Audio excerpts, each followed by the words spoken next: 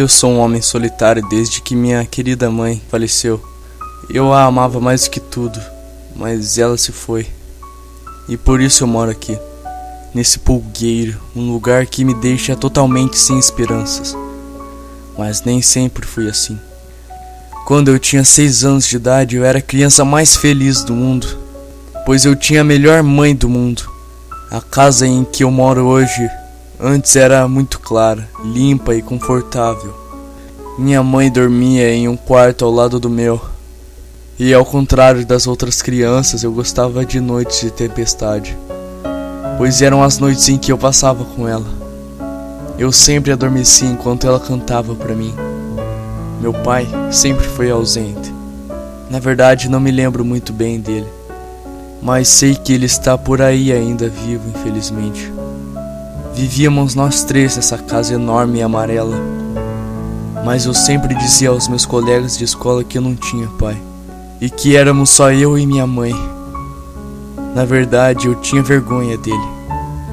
Eu não sou uma pessoa ruim, eu tenho meus motivos. Meu pai sempre foi um caçador. Ele viajava por semana só para poder matar alguns animais.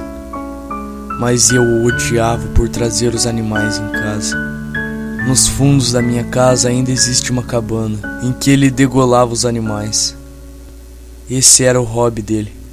Ele trazia os animais vivos para casa, os levava para os fundos da casa e com uma serra elétrica os degolava. Ele gostava de colocar na cabeça dos animais empalhadas na sala de jantar. Minha mãe também não gostava, e por isso todas as vezes que ele chegava em casa bêbado arrastando o animal, eles brigavam. Meu pai batia em minha mãe e o que me restava era apenas ficar lá olhando. Algo que eu me arrependo até hoje é de não ter o matado. Em uma noite chuvosa eu estava deitado ao lado da minha mãe. Ela estava me contando como fora sua infância e de uma figueira que ficava na casa de meu avô, que ela adorava escalar. E meu pai chegou batendo a porta do carro. Ele estava nervoso e bêbado. Eu pulei da cama para ver o que estava acontecendo lá fora. Ele estava tentando tirar um veado da carroceria.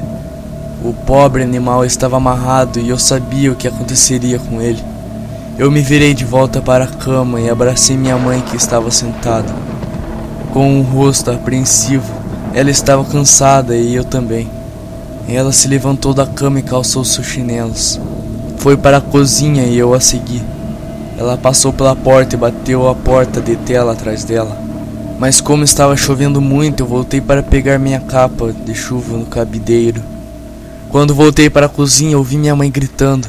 Ela havia pegado uma faca enorme na cozinha e acabara de enfiá-la nas costas do meu pai, que estava prestes a degolar o veado, que se batia na chuva tentando se soltar.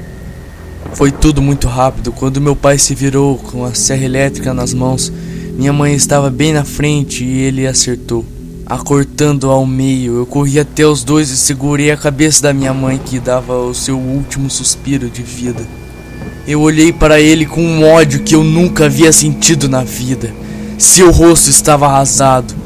Ele sentia dor com uma faca enfiada nas costas. Eu gritei: "Vai embora!"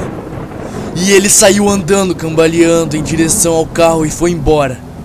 Eu não sei ao certo se ele chegou vivo ao hospital ou se ele morreu, mas eu não me importo. Naquele dia, de qualquer jeito, ele morreu para mim. Hoje eu até faço uma coleção. Eu coleciono as 2 partes do corpo da minha mãe enterrada no quintal.